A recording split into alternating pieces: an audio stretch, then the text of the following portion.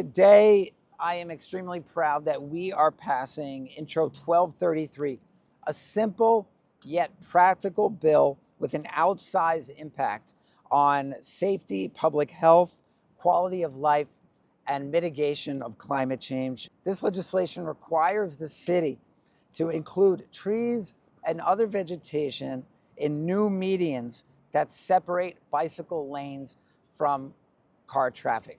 One of the first rallies, the first rally I held when I got elected to the city council in 2022 was calling for a protected bike lane on 10th Avenue in Hell's Kitchen and Chelsea and lower 6th Avenue in the Village. And I'm proud to say that today there is protected bike lanes on both those stretches. You could take a protected bike lane from 14th Street all the way to Harlem on 10th Avenue.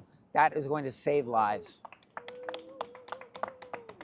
These projects have made our neighborhoods safer, have made our neighborhoods more pleasant, but too often the pedestrian refuge islands that are created between bicycle lanes and car traffic are left barren, concrete, barren slabs. These are an opportunity to include greenery, trees that are both aesthetically pleasing, but they also clean our air. They absorb rainwater during flash storms. They increase biodiversity through native plantings, supporting bees and birds and other pollinators. They're safer and more welcoming streets that people can be proud of. They cool temperatures in neighborhoods during heat waves, and they also slow traffic. We know that cars, statistically, it's been proven that cars drive slower when trees are lining the streets.